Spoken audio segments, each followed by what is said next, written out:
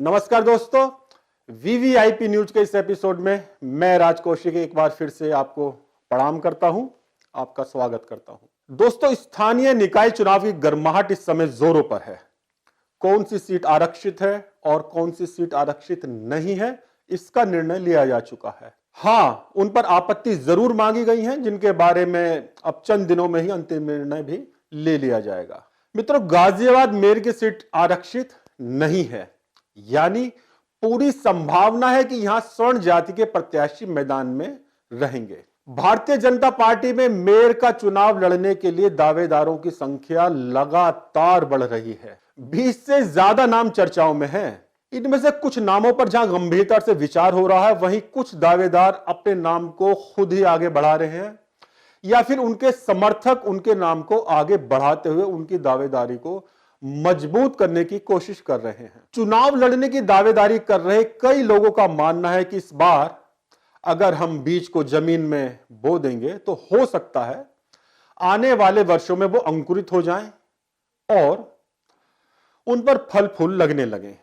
यानी कहा जा सकता है कि कुछ लोग सिर्फ प्रचार में आने के लिए अपने नाम को चला रहे हैं या अपने अपने समर्थकों के माध्यम से चलवा रहे हैं। हां, इतना जरूर है कि कुछ लोग वास्तव में गंभीर हैं। वो लोग हर हाल में मेयर का चुनाव लड़ना चाहते हैं। कौन कौन से नाम चर्चाओं में हैं, ये बताने से पहले मैं एक महत्वपूर्ण सवाल आज आपके सामने रखना चाहता हूं।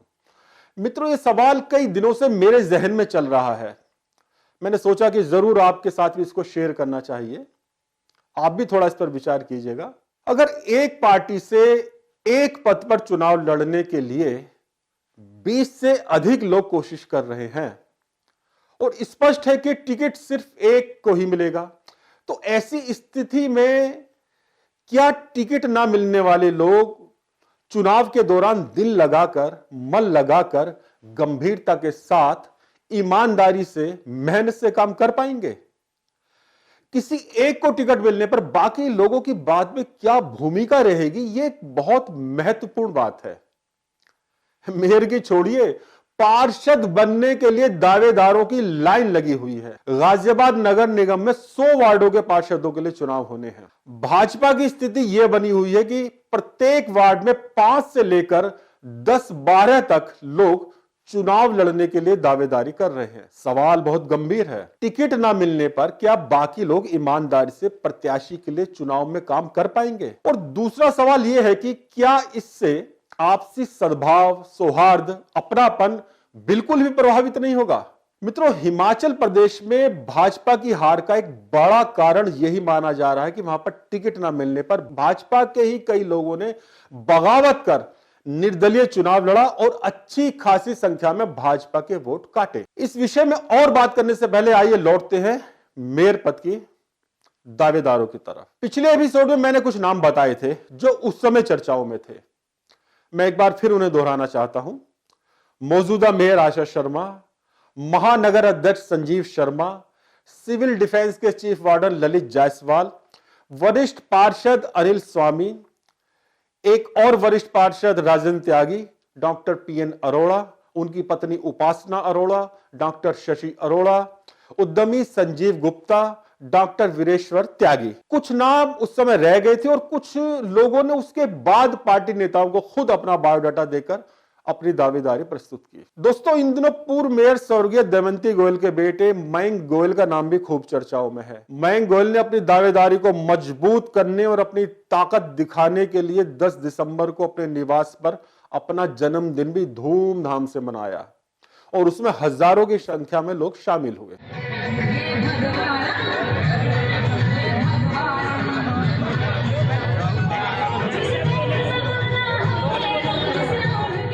एक चर्चा यह भी चल रही है कि ब्राह्मण और वैश्य वर्ग के अलावा पंजाबी लोग भी गाजियाबाद में बड़ी संख्या में रहते हैं। इस बार उनके बीच का मेयर होना चाहिए। इस बात के साथ साथ भाजपा में जो नाम मजबूती के साथ चल रहे हैं वो है पूर्व महानगर अध्यक्ष अशोक मोंगा और भाजपा के पुराने नेता जगदीश साधना का। इनके अलावा भाजपा के एक और पूर्व महानगर अध्यक्ष और उत्तर प्रदेश अल्पसंख्यक आयोग के सदस्य रहे सरदार एसपी सिंह ने भी मेयर का चुनाव लड़ने के लिए दावेदारी की है। दोस्तों, पंजाबी समाज की बात आई है तो मैं बता दूं कि भाजपा के बाहर सिर्फ एक जगह से मेयर के चुनाव को लेकर कुछ आवाज सुनाई दी है।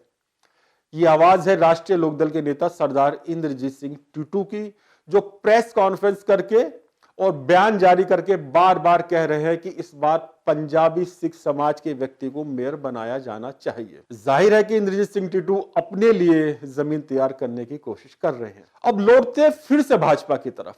गाजियाबाद में सबसे ज्यादा प्रभाव रखने वाली इस पार्टी में पूर्व पार्षद और क्षेत्रीय पदाधिकारी रहे विजय मोहन का नाम भी चल रहा है। गांधीनगर से पार्षद रहे संजीव शर्मा ने भी दावेदारी प्रस्तुत की है। और मित्रों, दावेदारों की लिस्ट में पूर्व महानगर अध्यक्ष अजय शर्मा का भी नाम है।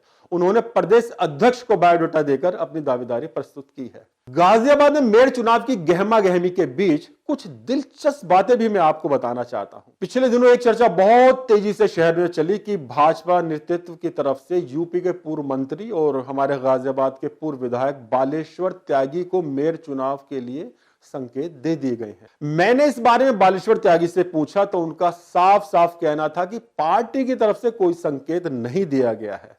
हां, एक बड़े नेता के घर पर दिल्ली में उनके नाम को लेकर कुछ लोगों ने चर्चा जरूर की थी और उन तक इस बात को पूर्व विधायक कृष्णवीर सिरोही ने पहुंचाया था। एक नेता के घर सिर्फ चर्चा चली थी और चर्चा भी इसलिए चली थी कि किसी ईमानदार और कर्मठ भाजपाई को मेयर बनाया जाए, तब बालेश्वर त्यागी का नाम लिया गया।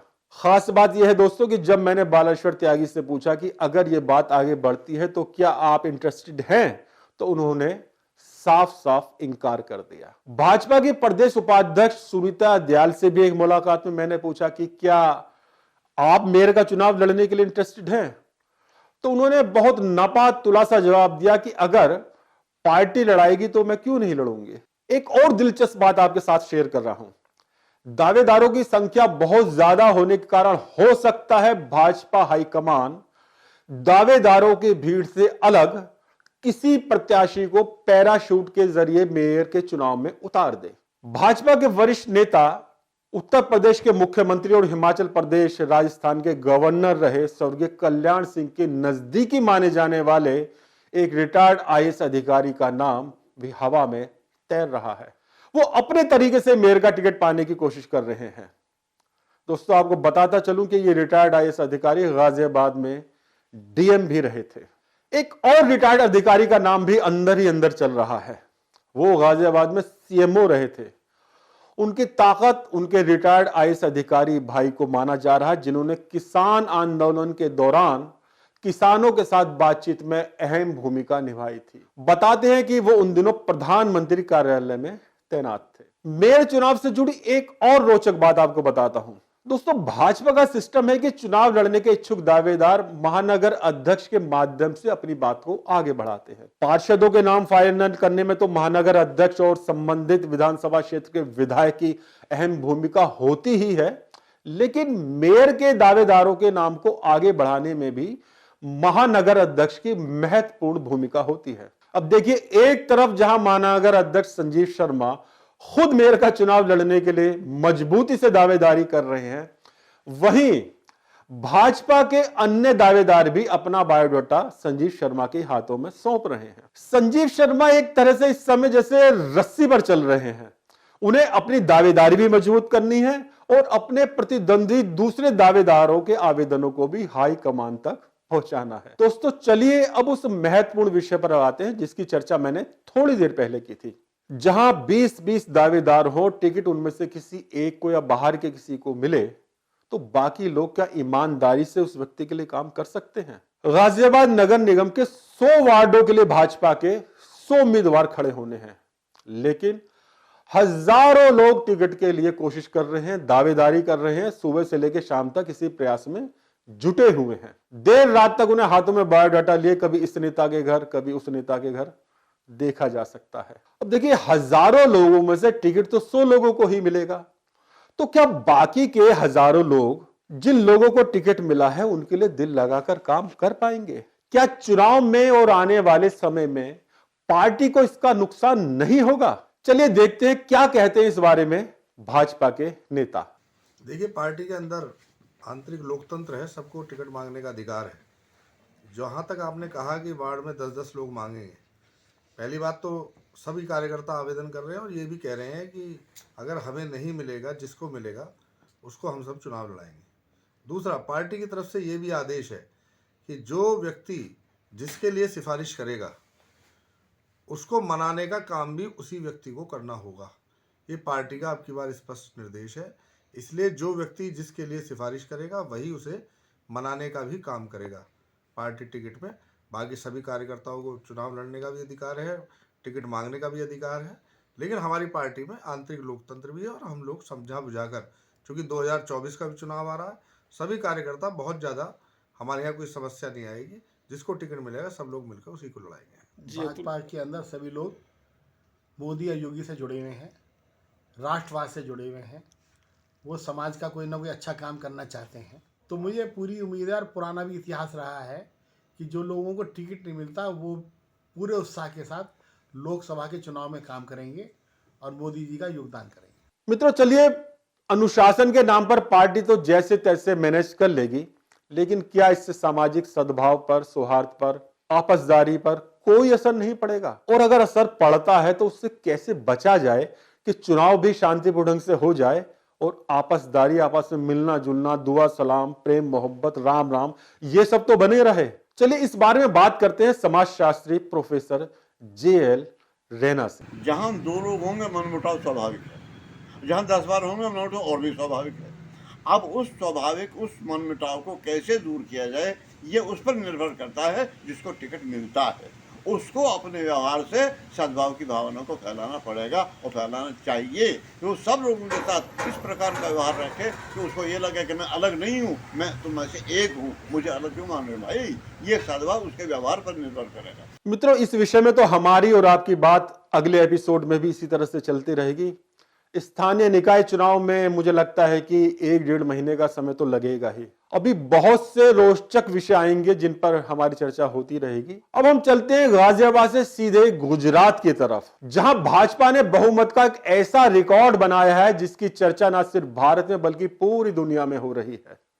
और इस चर्चा को विरोधी पचा भी नहीं पा रहे, और मुश्किल यह है कि इसे पचाने के अलावा उनके पास कोई चारा भी नहीं है। प्रधानमंत्री नरेंद्र मोदी के घरेलू प्रदेश गुजरात में 156 सीट भाजपा को मिली हैं। अब देखिए क्या संयोग है कि वहां भी 56 का आंकड़ा आ रहा है, जिसे सुनकर विरोधी लोग वैसे ही तिलमिला जाते हैं। वो 56 इंची वाली बात तो आपको याद होगी ही। मित्रों, गुजरात चुनाव से जुड़ी कुछ दिलचस्प बातें मेरे पास हैं जो मैं आपसे करना चाहता हूं, लेकिन पहले मैं आपको एक बात याद दिला दूं। पिछले एपिसोड में मैंने कहा था कि राजनीतिक दल तो अपने हिसाब से दावेदारी करते हैं, उन दावे प्रतिदावों में बहुत ज्यादा हमें नहीं जाना चाहिए। और मैंने कुछ शब्दों में गुजरात के चुनाव परिणाम के बारे में अपना अनुमान आपके सामने रखा था। मैंने कहा था कि इस बार भाजपा फिर से सरकार बनाने जा रही है और उसकी सीटों की स्थिति भी सम्मानजनक होगी, और कोई आश्चर्य नहीं कि इस बार भाजपा को पहले से भी ज्यादा सीटें मिले। अच्छी खासी संख्या में भाजपा के विधायक जीतेंगे। माना जा रहा है कि गुजरात के चुनाव परिणाम ही 2024 की दिशा और दशा तय करेंगे। तमाम जानकार लोगों ने अपने अपने दावे किए हैं, हम लोग देखते रहते हैं, सुनते रहते हैं, और राजनीतिक दल तो अपने अपने हिसाब से दावे करते ही रहते हैं। उन दावों प्रतिदावों में बहुत ज्यादा ना जाते हुए मैं सिर्फ कुछ शब्दों में गुजरात के चुनाव परिणाम के बारे में अपना अनुमान आपके सामने रख देता हूं। मेरा मानना है कि इस बार भाजपा फिर से सरकार बनाने जा रही है और उसकी सीटों की स्थिति भी सम्मानजनक होगी। कोई आश्चर्य नहीं कि इस बार भाजपा को पहले से भी ज्यादा सीटें मिल जाए। अच्छी खासी संख्या में भाजपा के विधायक जीतकर विधानसभा में पहुंचेंगे। वीवीआईपी न्यूज का अनुमान बिल्कुल सटीक साबित हुआ। पहले से ज्यादा संख्या में भाजपा के विधायक इस बार जीते और भाजपा ने वहां एक नया इतिहास रच दिया है। दोस्तों, उस एपिसोड में हमने यह भी कहा था, बल्कि उसका शीर्षक ही यह रखा था कि गोधरा से और मजबूत होगी योगी की धरा। दोस्तों, इस विषय को लेकर देखेगा हमारी एक खास रिपोर्ट। उत्तर प्रदेश के मुख्यमंत्री योगी आदित्यनाथ ने गोधरा समेत गुजरात के 25 विधानसभा क्षेत्रों में चुनाव प्रचार किया था। 22 क्षेत्रों में उन्होंने रैली की थी और 3 में रोड शो किए थे। उनमें से गोधरा सहित 18 सीटों पर भाजपा ने जीत हासिल की।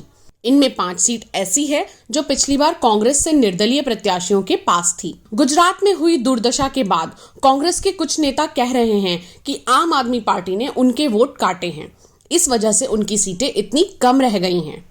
पहली दृष्टि में देखने पर यह बात ठीक भी नजर आती है, लेकिन इस बारे में एक एजेंसी ने सर्वे किया है। उसका कहना है कि गुजरात में अगर कांग्रेस और आप मिलकर चुनाव लड़ते तो कांग्रेस की 40 सीट आ सकती थी और उस दशा में भाजपा की 115 सीट हो जाती। 115 यानी बहुमत से बहुत ज्यादा, यानी कांग्रेस और आम आदमी पार्टी मिलकर भी चुनाव लड़ती तो भी गुजरात में भाजपा की शानदार जीत होनी तय थी। किसी पार्टी को 156 सीटें मिलने जैसा करिश्मा गुजरात में पहली बार हुआ है। इससे पहले सर्वाधिक सीट मिलने का श्रेय कांग्रेस के पास था, लेकिन उसकी सीटों की संख्या तब 156 से कम 149 थी।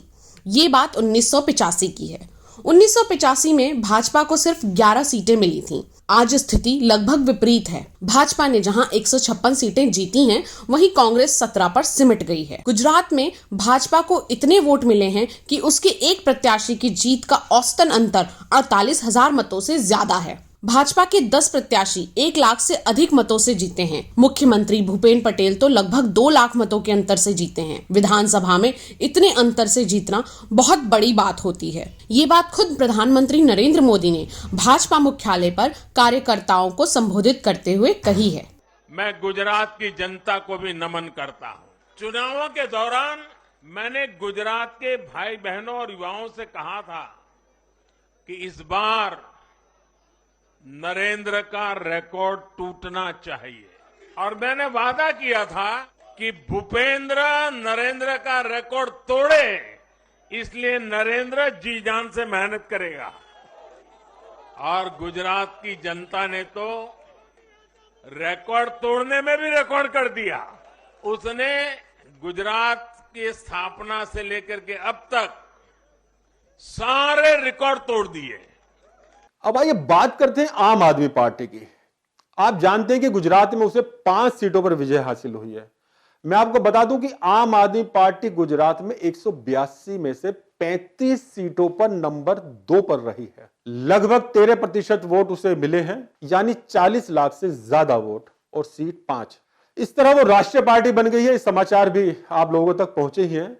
राष्ट्रीय पार्टी के लिए किसी पार्टी को कम से कम 4 राज्यों में क्षेत्रीय पार्टी का दर्जा मिलना चाहिए।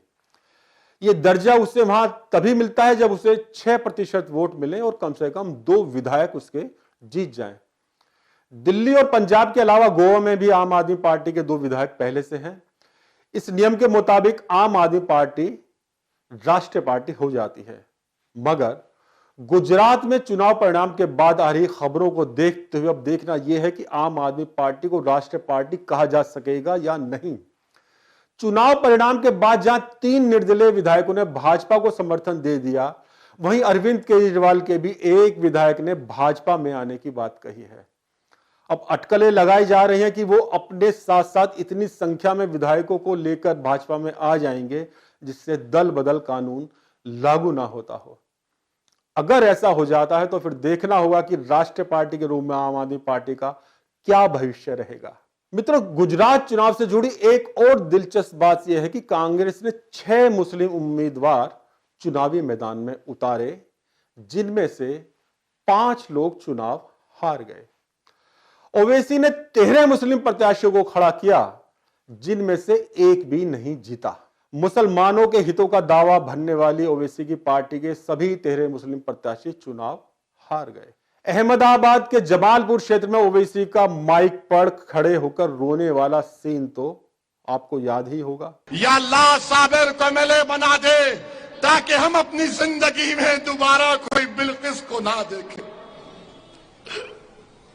अल्लाह साबिर को एमएलए बना दे कि हम अपनी जिंदगी में दोबारा कोई बिल्किस को ना देखें। अल्लाह साबिर को कामयाब बना दे। अल्लाह। दोस्तों, ओवैसी का ये रोना भी बेकार गया, किसी काम नहीं आया और इस सीट पर उनके प्रत्याशी को हराकर कांग्रेस का मुस्लिम प्रत्याशी जीत गया। मुस्लिम क्षेत्रों की बात चल रही तो एक और महत्वपूर्ण बात आपको बता दूं कि गुजरात की मुस्लिम बाहुल्य वाली 12 सीटों में से 10 पर भाजपा जीती है। जी हां, 12 में से 10 सीटों पर। निश्चित रूप से वहां गैर मुस्लिम मतों का ध्रुवीकरण हुआ, मगर गुजरात के बारे में एक बात मैं आपको बताना चाहता हूं दोस्तों। मैं लगातार 32 वर्षों से गुजरात जा रहा हूं, मेरा आना जाना लगा रहता है। 2002 की उन दुर्भाग्यशाली घटनाओं को अगर अलग हटा दें तो वहां हिंदू और मुसलमानों के बीच वैसी दरार कभी देखने को नहीं मिली जैसी कि देश के बाकी हिस्सों में देखने को मिलती है। धर्म या मजहब को लेकर बहुत ज्यादा कट्टरता भी वहां कभी नहीं रही। भावनगर के महुआ कस्बे में सुंदर कांड और सत्यनारायण कथा जैसे आयोजन मुस्लिम परिवारों द्वारा कराए जाते रहे और मैं खुद उनमें शामिल हुआ हूं। राजनीति के जानकारों का मानना है कि मुस्लिम बाहुल्य 10 सीटों पर भाजपा की जीत में एक कारण यह भी है कि वहां मुस्लिम मतदाताओं के वोट भी नरेंद्र मोदी के नाम पर भाजपा उम्मीदवारों को मिले हैं। मित्रों, अब गुजरात से निकलकर चलते हैं हिमाचल प्रदेश की तरफ। थोड़ी बातें हिमाचल प्रदेश की भी हो जाएं। वहां तो कांग्रेस की सरकार बन ही गई है और जिस तरह से सुखविंदर सिंह सक्खू को मुख्यमंत्री बनाया गया है और रानी प्रतिभा सिंह के समर्थकों ने उनका विरोध किया है, वो सब सीन आपने देखे हैं। वीरभद्र परिवार की उदासी और नाराजगी के बीच ये सरकार कितने समय चलेगी, देखो ये तो आने वाला वक्त ही बता पाएगा।